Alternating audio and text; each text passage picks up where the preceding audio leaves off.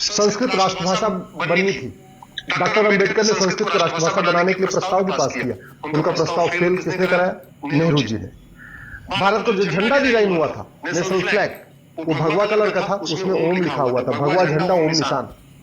किसने विरोध किया? नेहरू जी ने। दूसरा झंडा डिजाइन हुआ, भगवा रंग का झंडा, उसमें वंदे मातरम। किसने विरोध किया? नेहरू जी ने। भारत का जब नेशनल एंथम डिसाइड हो रहा था, राष्ट्रगान, तो सब एक मत से कह रहे थे क्योंकि पूरा फ्रीडम स्ट्रगल वंदे मातरम से हुआ है, तो हमारा जो राष्ट्रगान होना चाहिए वो भी वंदे मातरम होना चाहिए। किसने विरोध किया? नेहरू जी ने। और क्या किया? जनगण मन को राष्ट्रगान बनवा दिया। जब देश के नाम की बात आई, हुआ भाई भारत है तो भारतीय होना चाहिए, लेकिन India that is Bharat, Bharat का नाम इंडिया भी रखवा दिया। किसने? नेहरू जी ने। क्योंकि उस समय नेहरू जी की चलती थी, कांग्रेस की चलती थी, ज्यादातर मेंबर संविधान सभा में कांग्रेस के थे, तो नेहरू जी का एक तरीके से पूरा उनके ऊपर कंट्रोल भी रहता था। आर्टिकल 35 है, किसने जुड़वाया संविधान में? नेहरू जी ने। नतीजा क्या हुआ? कश्मीर के जो हिंदू थे वो थर्ड क्लास सिटीजन हो गए। आर्टिकल 370 संविधान में किसने जुड़वाया? नेहरू जी ने। नतीजा क्या हुआ? अलगाववाद बढ़ा, आतंकवाद बढ़ा, कश्मीरियों का नरसंहार हुआ, बहन बेटियों का बलात्कार हुआ, हजारों सैनिक मारे गए, हजारों हमारी बहन बेटियां विधवा हो गई, पलायन हुआ। किसके कारण? आर्टिकल 370 के कारण। संविधान का आर्टिकल 13 कहता है सारी कुरीतियां खत्म करना है, सारी कुप्रथाएं खत्म करना है। कभी नेहरू जी ने संसद में चर्चा ही नहीं किया, इसलिए जितनी विदेशी कुरीतियां मुगलों के समय से चल रही थी वो यथावत चलती रही। आर्टिकल 25 में प्रोपोगेट वर्ड किसने जुड़वाया था? नेहरू जी ने। नतीजा क्या हुआ? पूरे देश में धर्मांतरण हुआ और आज की डेट में 9 राज्यों में, 200 जिलों में, 900 तहसीलों की डेमोग्राफी बदल चुकी है। आर्टिकल 30 माइनॉरिटी का कॉन्सेप्ट किसके कहने पाया? नेहरू जी के कारण। अल्पसंख्यक बहुसंख्यक का जो खेल चल रहा है, जो तुष्टिकरण चरम पे है, वो संविधान में आर्टिकल 29-30 जो माइनॉरिटी शब्द आया उसके कारण है। और इसके मूल प्रणेता, इसके डिजाइनर कौन है? नेहरू जी। कभी नेहरू जी ने जो गुलामी के नाम चल रहे भारत में उसको हटाने का प्रयास नहीं किया। एक भी गुलामी का नाम नेहरू परिवार ने नहीं हटाया। एक भी गुलामी का निशान काशी, मथुरा, भद्रकाली, भोजशाला, अटाला, अयोध्या, जितने भी है, एक भी जो गुलामी के निशान है उसको रिस्टोर करने की प्रयास नहीं किया। एक भी गुलामी की कुरीतियों को खत्म करने के लिए नेहरू जी ने कोई प्रयास नहीं किया। एक भी गुलामी की कुप्रथाओं को खत्म करने के लिए नेहरू परिवार ने कोई प्रयास नहीं किया। गुलामी की शिक्षा जो मुगलों के समय से मदरसे चल रहे थे, अंग्रेजों के समय से मिशनरी स्कूल चल रहे थे, उसको किसने आगे बढ़ाया? नेहरू जी ने। गुलामी की जो चिकित्सा व्यवस्था है उसको मजबूत किया और भारत की चिकित्सा व्यवस्था को बर्बाद करने के लिए कानून किसने बनाया 1954 में? नेहरू जी ने। भारत में 1894 में लैंड एक्विजिशन एक्ट बन गया था। अंग्रेजों ने पूरे देश की जमीन मिशनरीज को बांट दिया था। मुस्लिम्स को जमीन नहीं मिली थी, हालांकि उसके पहले मुगलों समय में सारी जमीनें मुस्लिम्स को मिल चुकी थी, लेकिन फिर 1954 में वक्फ एक्ट बना के नेहरू जी ने वक्फ बोर्ड गठित कर दिया। भारत में गुलामी की पुलिस व्यवस्था बदलने के लिए कभी भी नेहरू परिवार ने प्रयास नहीं किया। गुलामी की कर व्यवस्था बदलने के लिए नेहरू परिवार ने कभी प्रयास नहीं किया। गुलामी की प्रशासनिक व्यवस्था बदलने के लिए कोई प्रयास नहीं किया। गुलामी की व्यापार व्यवस्था बदलने के लिए कोई प्रयास नहीं किया। गुलामी की नागरिक व्यवस्था बदलने के लिए कोई प्रयास नहीं किया। अंग्रेजों का जो कानून चल रहा था उसमें एक भी कानून खत्म करने के लिए कोई प्रयास नहीं किया। हाँ, ये किया कि चीन को, भारत की जो परमानेंट मेंबरशिप चीन को, भारत को मिल रही थी, उसको चीन को दे दिया।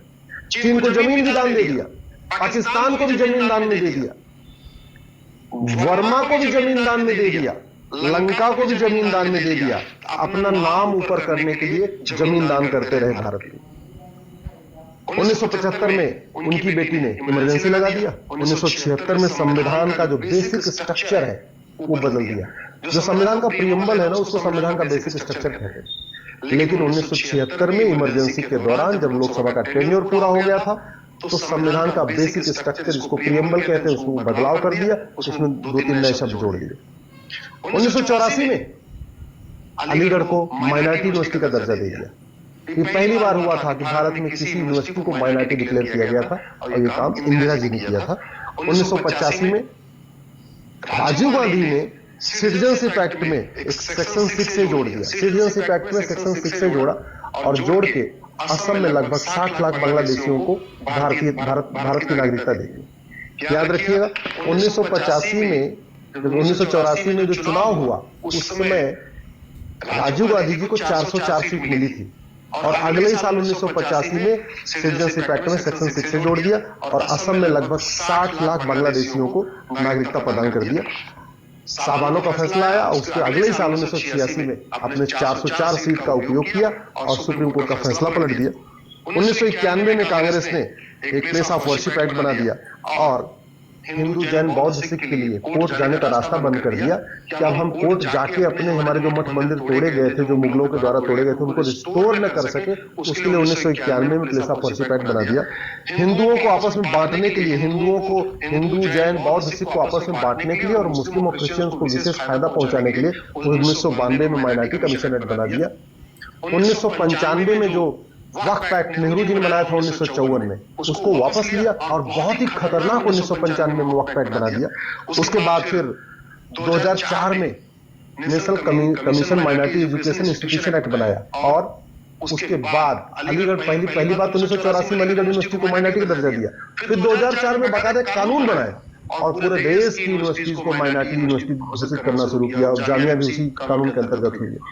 2010 में कानून बनाया FCRA। उसका मूल उद्देश्य था कि जो भारत विरोधी शक्तियां हैं, माओवादी, नक्सली, अलगाववादी, कट्टरपंथी, जिहादी नेता, अभिनेता, लेखक, बुद्धिजीवी, पत्रकार, कलमकार जो भी देश के खिलाफ करते हैं, उनके एनजीओ को बढ़िया फंडिंग होती रहे विदेशों से, उसके लिए 2010 में FCRA बना दिया।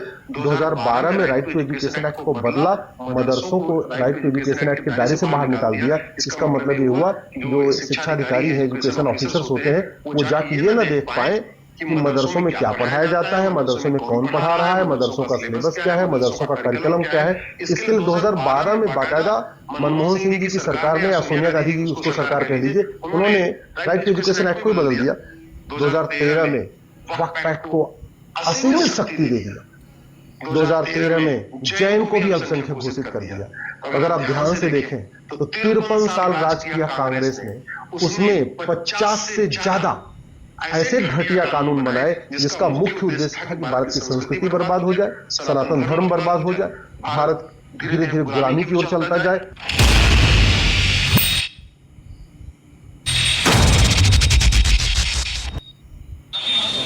संस्कृत राष्ट्रभाषा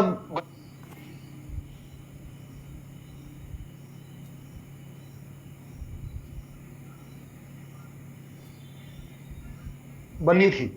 डॉक्टर अंबेडकर ने संस्कृत को राष्ट्रभाषा बनाने के लिए